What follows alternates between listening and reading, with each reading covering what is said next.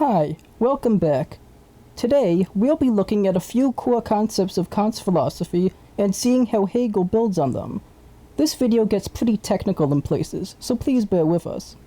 Hegel is greatly influenced by Kant, and he admires his philosophy, but he also sees it as incomplete. In his own philosophy, Hegel takes Kant's thought and builds on it to make a richer, more complete system of philosophy. One of the big themes of Kant's philosophy is categories. We mentioned the table of categories in an earlier video. These are the categories by which we perceive things. Every time we sense anything, our mind filters it according to these categories. Besides these different categories, there are several more important distinctions that Kant makes about how we think. He distinguishes a priori and a posteriori. A priori, from the Latin for from before, exists apart from sensory experience. The table of categories is a priori, because we do not learn it from the senses. In fact, we can only understand what our senses tell us because of the a priori categories. A posteriori, from after, is knowledge that we come to learn from experience. That is, it is empirical. Another important distinction is between analytic and synthetic. A proposition is analytic if it stays inside the same concept. We are only explaining something in greater detail, not saying anything new.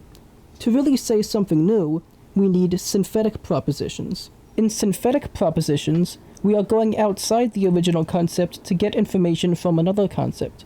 We are not just explaining, but getting new information. Kant uses an example from mathematics. He says that addition is synthetic. There is nothing in the concept of 5 alone that makes it 12 when 7 is added to it.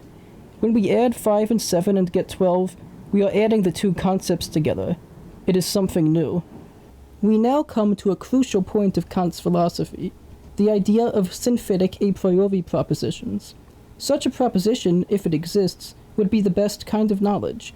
It unites different concepts and so provides new information, but it is not dependent on sense experience. Kant says that such propositions exist in mathematics and the natural sciences because it is clear that we are able to reach agreement in these fields.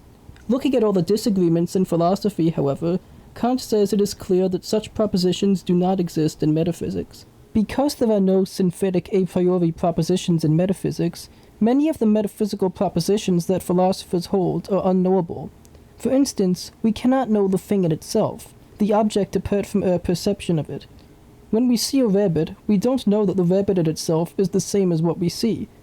The inability to know anything in metaphysics follows from the way Kant has divided up knowledge. With the distinction between analytic and synthetic, and a priori and a posteriori, we are able to understand things in their own context, but we cannot get past this and see them in other contexts.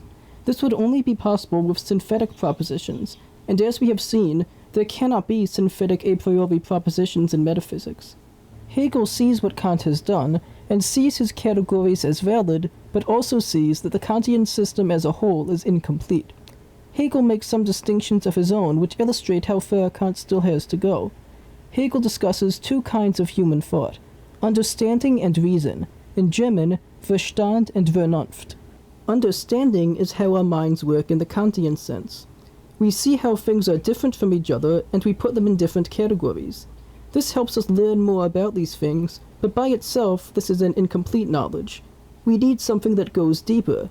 This is reason. Reason, for Hegel, is the part of our mind that sees how different things relate to each other.